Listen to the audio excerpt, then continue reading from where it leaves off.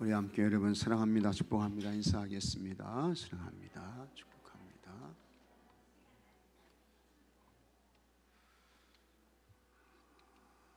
자, 한번 같이 하겠습니다. 너도 이와 같이 하라. 너도 이와 같이 하라.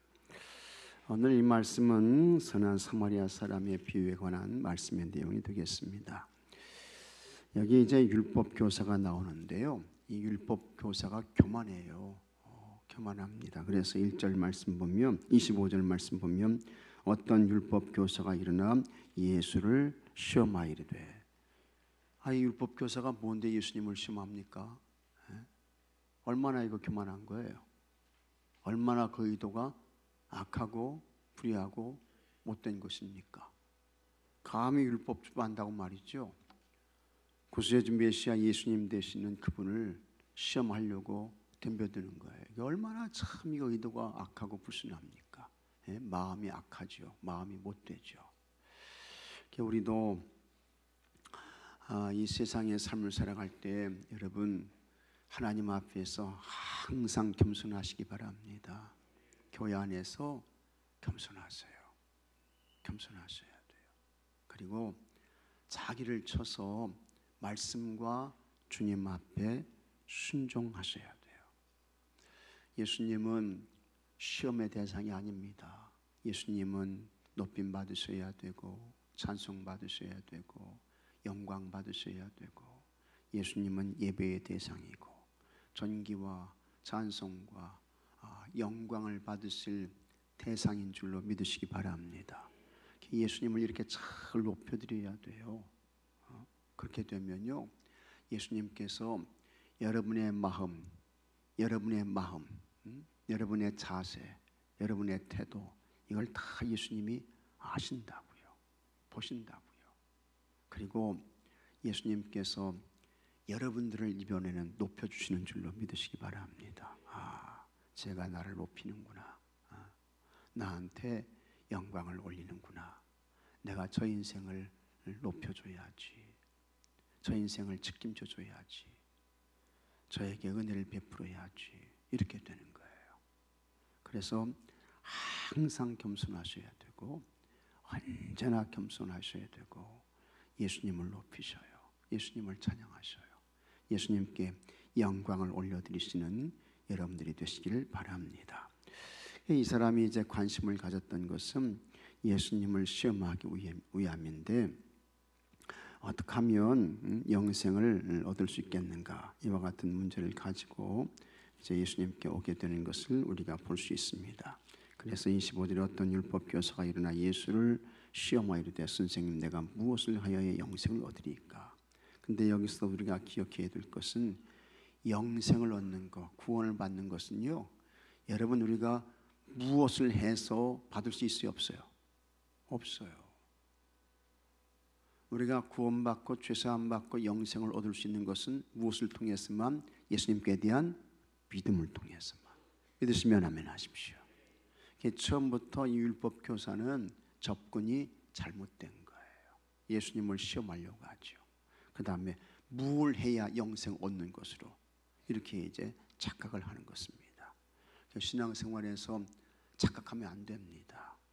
우리가 구원받고 죄사함 받고 영생을 얻을 수 있는 것은 오직 예수님께 대한 믿음을 통해서만 되는 줄로 믿으시기 바랍니다. 자, 그러면서 이제 예수님께서 이 사람에게 너 율법 알지? 율법에 어떻게 기록되어 있느냐? 이제 말씀하시는 것입니다. 그랬더니 이 사람이 율법에 이렇게 기록되어 있습니다. 이렇게 이제 예수님이 말씀을 하시죠. 그래서 25절에 예수께서 이르시되 내 대답이 옳도다. 너 대답 잘했다. 그렇게 이제 말씀하시는 거예요. 그러면서 이를 행하라. 그러면 살리라. 이렇게 이제 예수님이 말씀하시죠. 근데 이 사람이 예수님 알겠습니다. 제가 순종할게요. 이와 같은 예수님께 대한 참 그 겸손의 이런 순종의 마음이 이 사람에게는 없어요. 거만한 거예요.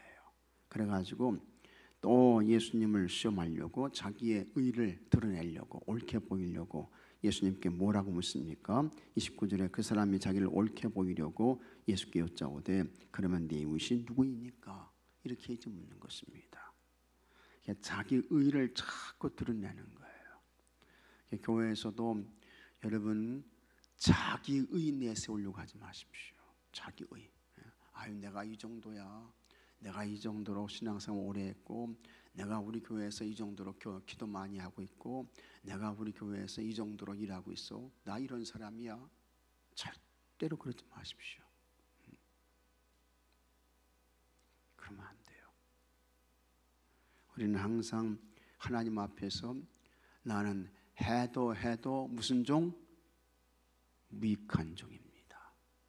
드려도 바쳐도 나는 끝까지 무익한 종입니다.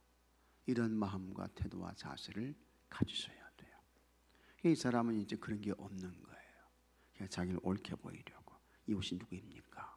이제 말씀을 하는데 강도 만난 사람 이야기하시고, 제사장, 그 다음에 레위 사람, 이 사람들 다 아니다. 그 다음에 이제 사마리아 사람, 강도 만난 사람을 돌봐준 사람, 그 사람이 이웃이다. 이렇게 이제 예수님께서 말씀하시는 것입니다. 그러면서 이제 결론이 뭡니까? 여기 이제 37절 말씀 한번 같이 읽어보겠습니다. 37절 다 같이 읽겠습니다. 이르되 자비를 베푼 자니이다. 예수께서 이르시되 가서 너도 이와 같이 하라 하시니라. 그래, 맞아. 자비를 베푼 사람이 이웃이다. 그걸 잘 말했어요. 근데 아는 것으로 끝나지 않고 이제 잘 알았으니까 가서 내가 강도 만난 사람의 이웃이 되라. 예수님께서 말씀하시면서 이 말씀이 이제 맞춰지게 되는 것을 우리가 보게 되는 것입니다. 그래서 너도 이와 같이 하라. 이 사마리아 사람처럼 너도 그렇게 해. 그럴 때 내가 강도 만난 사람의 이웃이 되는 거야. 예수님께서 이제 말씀하시고 있는 것입니다. 특히 이제 우리가 생각할 것은 우리 주변에 여러분 이 물리적인 이러한 강도 만난 사람, 이런 사람들이 있어요, 없어요? 별로 없어요. 그러면 무슨 강도 만난 사람이 있습니까? 영적인 강도 만난 사람들은 많아요, 적어요? 많아요. 영적인 강도 만난 사람은 누굽니까? 영혼이 마귀에게 도적 맞은 사람들. 이 사람들은 다 누구의 영적인 강도를 만난 사람들이야. 그래서 그 마귀에게 영혼이 빼앗겨가지고 지옥으로 막 끌려가는 거예요. 막 끌려가요. 그런 사람들을 우리가 여기 제사장처럼 레위 사람처럼 이렇게 이제 지나치면 안 된다는 것입니다. 착한 선한 사람이 돼가지고 그들에게 가서 영혼을 구원하고 그 영혼을 살려내고 예수님께로 인도하고, 그것이 여러분 여기 말씀한 너도 이와 같이 하라. 이 말씀을 실천하고 행하는 자이다. 잘 기억하시고, 여러분 주변에 영적으로 강도 만난 사람들 잘 기억하시고 그들의 영혼을 구원하는 착한 선한 이웃들이 되시기를 주의 이름으로 축복합니다.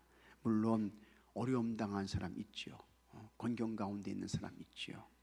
그 사람들에게도 관심을 가지면서 기도로 돕고, 또 여러분 함께 돕고 필요합니다.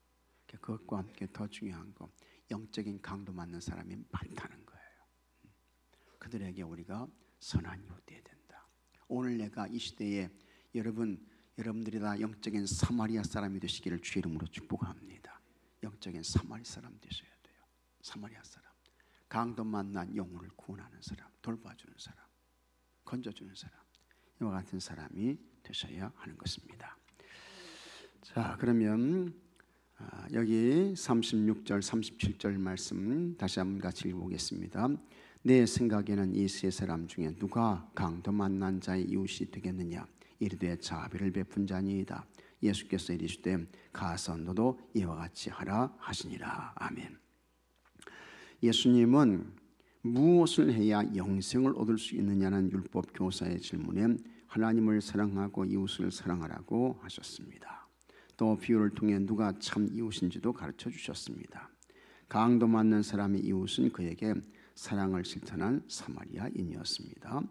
이웃 사랑을 실천하려면 어떻게 해야 합니까? 첫째, 아는 것을 실천해야 합니다.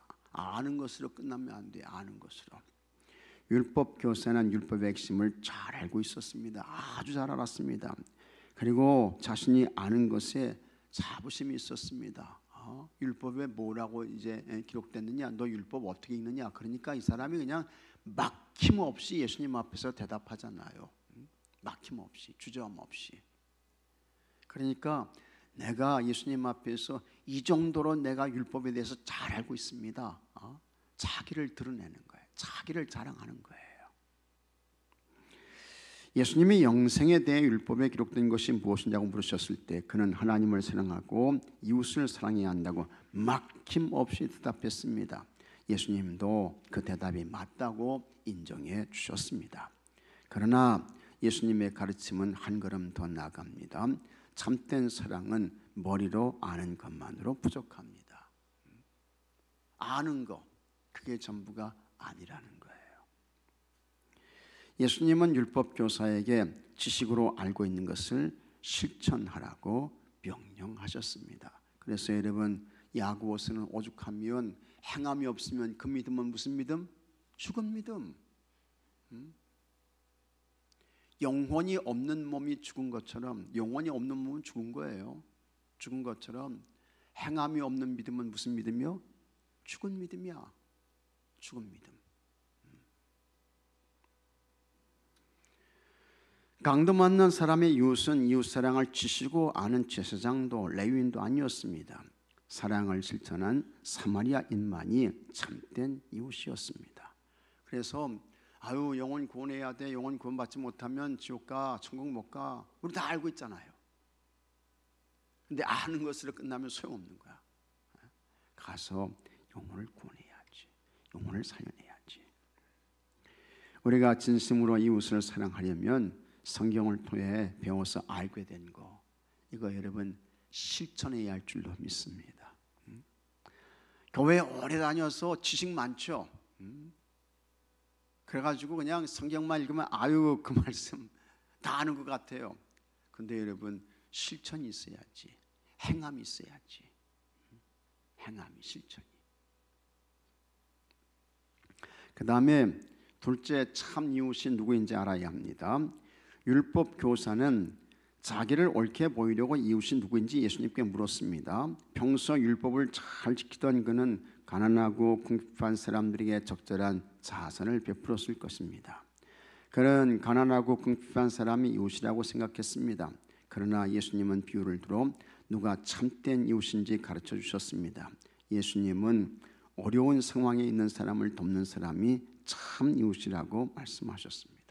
강도 만난 사람, 강도 만난 사람, 어려운 상황이죠.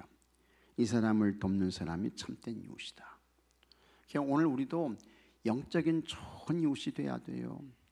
영적인 강도를 만난 사람들이 너무 많아요. 너무 많아. 그냥 지옥으로 막 끌려가는 그와 같은 인생들이 너무 많아요. 이런 사람들에게 참된 이웃이 필요하다는 거예요. 그래서 사도 바울이 여러분 아시아 지역에서 복음을 전하려고 하는데 성령님의 막으셔가지고 마게도냐 사람이 나타나가지고 환상 가운데 마게도냐 사람이 나타나가지고 손짓을 하면서 어떻게 합니까? 건너와서 우리를 도와주시오. 건너와서 우리를 도와주시오. 막 손짓을 하잖아요. 우리가 지금 강도를 만났습니다. 당신이 와가지고 복음을 통해서 우리를 좀 건져주시오. 도움을 요청하는 거예요. 그런 사람들이 여러분 주변에 많다고요. 많아요. 물리적인 이 강도를 만난 사람은 치료받으면 낫습니다. 이 사람이 그래서 이 강도 만난 사람이 잘 치료해가지고 낫잖아요. 그러나 여러분 영적인 강도를 만난 사람은 이거 치료하지 못하면 그냥 거기서 끝나서 지옥으로 가게 되는 거예요. 불못 지옥 인생 되는 거예요. 그러니까 우리가 영적 강도 만난 인생에 대해서 더 심각하게 받아들이고 생각하셔야 되는 것입니다. 그런 분들이 많다는 것입니다. 자, 그래서 예수님의 가르침은 유대인에게는 충격적이었습니다. 유대인은 사마리아인을 부정하게 여겨 상종조차 하지 않았습니다. 그런데 예수님은 강도 만난 사람을 도와준 사마리아인이 참 이웃이라고 말씀하셨습니다. 우리도 어려운 이들에게 그리스도의 마음으로 사랑을 실천하는 참된 이웃이 되어야 하고, 특별히 여러분 여러분 주변에 영적으로 강도 만난 사람들 정말 불쌍히 여기고 긍휼히 여기는 마음으로 여러분 가서 잘 도와서 그 영혼을 구원하고 살려내는 교회가 되고 여러분들이 되셔야 할 줄로 믿으시기 바랍니다. 셋째, 자비를 베풀어야 합니다. 저기 한국 교회도 어려운 사람들에게 이웃이 되었습니다. 그래서 미국 감리교회 의료 선교사인 스크랜턴은 1885년 5월에 우리나라에 들어와서 정동에 자리를 잡고 병원을 세워 의료 선교를 시작했습니다. 이게 참 아주 귀한 것입니다. 그렇죠? 아주 귀한 거예요. 선교사님들이 오셔가지고 예수님의 말씀 따라서 이 선교사님들이 복음 전하고 교육 사역하고 그 다음에 치유 사역하고 그렇게 되는 것입니다. 치유 사역. 그래서 고종 황제에게 시병원이라는 이름까지 받으면서 안전하게 사역하게 된 것입니다. 그래서 올해 이제 이게 140년이 되는 거예요.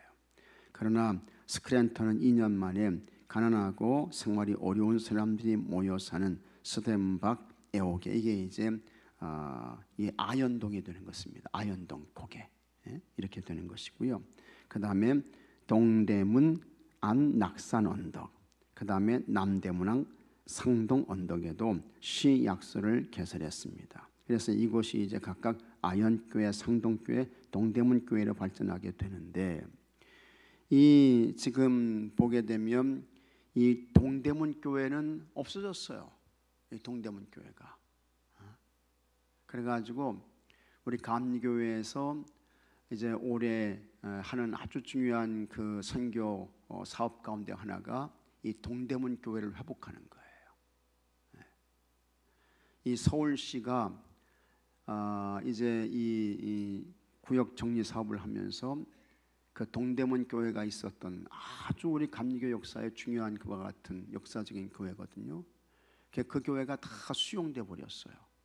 그래가지고 교인들이 뿔뿔이 흩어져 가지고 뭐 수원으로 가기도 하고 없어져 버렸어요. 이 동대문 교회를 이제 회복해야 되겠다 해가지고 이제 그 운동을 이렇게 이제 하게 되는 것입니다. 그래가지고 이 시약소가 이제 아현교회가 되고 상동교회가 되고 동대문교회가 되고 이제 그렇습니다. 그래서 실질적으로 우리 교회의 기독교 역사를 보게 되면 사실은 실질적으로는 감리교회 역사입니다. 우리 감리교회 역사, 감리교회 역사예요. 이제 그걸 좀 이렇게 회복하려고 하는 그와 같은 일들이 이제 일어나고 있습니다. 어쨌든 어려운 사람에게 자비를 베푼 선한 사마리아인처럼 이웃사랑으로 한국 교회는 든든히 세워졌습니다.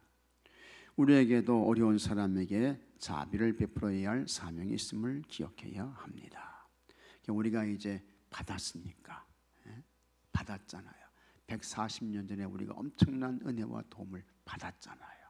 그러니까 우리 한국 교회는 사랑의 뭡니까? 빚진 자예요. 빚진 자. 사랑의 빚진 자. 그 다음에 복음의 뭡니까? 빚진 자. 우리에게는 뭐가 있습니까? 영적인 채무가 있어요. 이 채무를 어떻게 해요? 갚아야 되는 거예요. 채무자는 그 빚을 갚아야죠. 우리 한국 교회는 그와 같은 영적인 빚이 있다는 거예요. 그걸 이제 잘 갚아야죠. 그래서 그 빚을 우리 교회도 이제 갚는 거예요. 감사한 일이죠. 그 빚을 갚아야 돼요. 사랑의 빚진 자로, 복음의 빚진 자로, 은혜의 빚진 자로 그 빚을 갚아야 되는 거예요. 여러분들도 다 뭡니까? 사실은 여러분들도 채무자예요. 영적인 채무자야. 갚아야 할 빚이 있어요.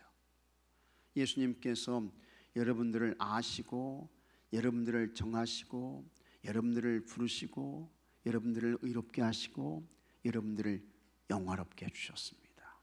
이거는 하나님의 전적인 은혜예요. 예수님을 보내주신 하나님의 전적인 은혜이고 역사인 것입니다. 여러분들이 생각해 보세요. 참 내가 어떻게 예수님 믿게 되었지? 내가 어떻게 구원받게 됐나? 내가 어떻게 하나님의 자녀가 된 거야? 이런 생각 해보게 되면 참 놀랐잖아요. 놀라운데 에베소서 1장에서 사도 바울은요, 이미 하나님께서 같이 하겠습니다. 하나님께서 계획하시고 준비하시고 예정하셨습니다. 언제요? 언제? 창세 전에. 창세 전에 여러분들을 아신 거예요. 그 다음에 여러분들을 정하셨어요. 쟤는 구원받는다. 쟤는 구원받게 할 것이다. 하나님이 정하신 거예요. 그리고 하나님의 때가 돼가지고 여러분들이 다 태어난 시기가 있잖아요. 1950년도에 태어나셨습니까? 1950년도에, 40년도에 태어나신 분들도 있고, 이제 그렇잖아요. 그때에 태어나게 하셔가지고 여러분들을 부르신 거예요. 그 다음에 그 예수님을 믿고 어떻게 해요? 의롭게 하신 거예요. 그 다음에 여러분들을 영화롭게 하셨어요. 마귀에게 속한 자에서 누구의 자녀가 되게 하셨어요? 하나님의 자녀가 되게 하셨잖아요. 이게 얼마나 여러분 영광스러운 것입니까? 그 영광을 아셔요? 내가 예수님 믿기 전에는 마귀에게 속한 자였다고요. 마귀에게. 그런데 예수님을 믿음으로 인해서 하나님의 자녀가 됐어요. 영원한 하늘의 시민권을 가진 사람이 됐습니다. 여러분, 시민권을 가진 사람. 참 너무너무 영광스러운 것이잖아요. 감사한 것이잖아요. 근데 실질적으로 이렇게 내가 의롭게 되고 영화롭게 되고 이렇게 한 것에 대해서, 자 여러분, 여러분이 뭐 한 게 있어요, 없어요? 없어요. 오직 하나님의 은혜를 통해서 성령님이 믿어지고 고백되게 하셔서 구원받고 영생의 사람이 되고 천국의 사람이 되고 하나님의 자녀가 되고, 그러니 여러분들 다 누굽니까? 구원의 복음의 사랑의 빚진 자들이에요. 우리가 이와 같은 빚진 자인 것을 알고 이제 예수님께서 너도 가서 이와 같이 해라 말씀하시는 거예요. 그 사랑의 빚을 갚는 자들이 되어야 할 줄로 믿으시기 바랍니다. 그 사람이 바른 사람이죠. 제대로 된 사람이죠. 그 사람이 옳은 사람이죠. 빚을 졌는데 그걸 갚아야지. 그냥 넘어가려고 하면 안 되잖아요. 안 되잖아요. 예수님께서 너도 가서 이와 같이 해. 사랑의 빚을 갚아라 말씀하시는 거예요. 우리 교회가 사랑의 빚을 갚는 교회가 되기를 기도하시기 바랍니다.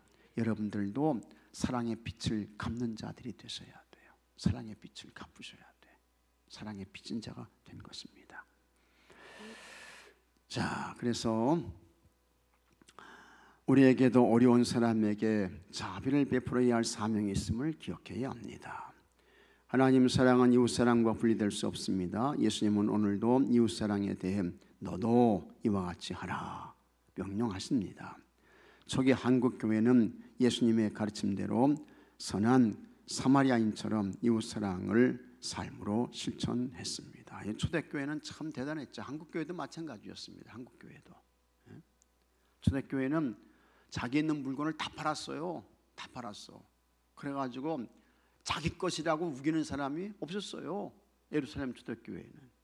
근데 여기 이제 우리나라 이 조선 복음이 처음 들어왔을 때도 이제 그랬던 것입니다. 그와 같은 역사들이 많이 있죠. 많이 있어요. 그래서 이제 예배당에 오게 되면 주인하고 종이 함께 예배드리고 말이죠. 같이 성찬을 받고 말이죠. 그 다음에 이제 우리가 다 형제가 됐으니까 이름 바꾸자 해가지고 일자로 다 통일하고 말이죠. 형제가 되고 이웃이 되고 가족이 되고 이제 그런 것입니다. 이게 이제 우리 한국교회 역사에 이런 게 이제 있습니다.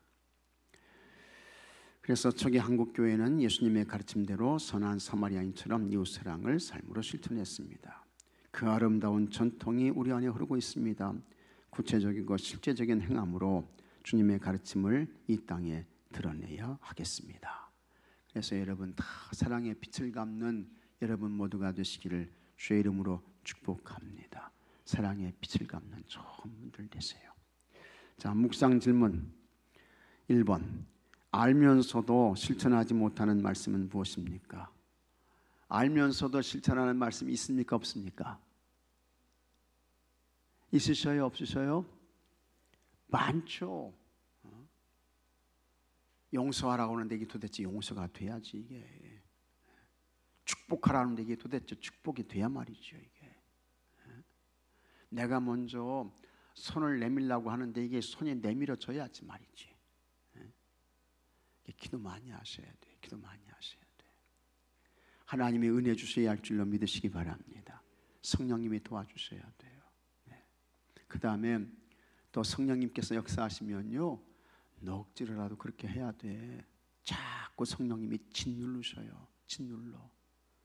그때 아이고 성령님 나는 죽었다 깨어나도 못합니다. 그러시면 안 됩니다. 성령님의 강권하시는 그와 같은 은혜에 잘 순종하셔야 돼요. 그 다음에 내게 도움을 준 사람은 어떤 사람이었습니까? 많죠.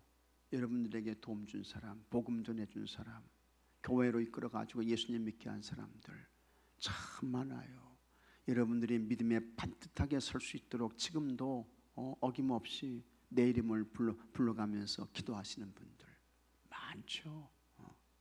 여러분들은 여러분을 통해서 된 것이 절대로 아닙니다. 가정의 아이가 자기 힘으로 컸습니까? 자기 능력으로 자랐어요? 아니에요. 부모가 씻겨주고 재워주고 입혀주고 공부시켜주고 먹여주고 그래서 큰 거잖아요. 그래서 그게 부모의 은혜를 알아야 된다는 거 아니겠습니까? 마찬가지로 우리도 다 하나님의 은혜로 된 거예요. 은혜로 된 거예요. 감사하시고 그 사랑의 빛을 갚아야 된다 말이죠. 그 다음에 3번 어려운 처지에 어려움에 처한 이에게 자비를 베푼 경험이 있습니까? 해서 하여튼 이와 같은 사랑을 베풀고 자비를 베풀고 이것들을 계속해서 쌓아나가는 여러분들이 되시기를 바랍니다. 이게 이제 하나님 나라 천국의 기록의 책에 이게 기록이 되는 거예요. 이게 남겨지는 거예요. 그 다음에 이것이 나중에 뭡니까? 상급이 되는 거예요. 면류관이 되는 거예요. 여러분 그와 같은 기록이 많이 기록되고 쌓여져서 다 상급과 면류관의 인생들이 되시기를 주의 이름으로 축복합니다. 자, 그 다음에 삶에 적용하기 우리 속회가 구체적으로 이웃사랑을 실천하기 위해 어떤 일을 해야 할지 나누고 기도하며 실천해 봅시다. 그래서 속회에서도 목표를 정하시고 기도하시고 선교하시고 사랑을 행하시고 작은 사랑을 실천하시고 이렇게 하시면 되겠습니다.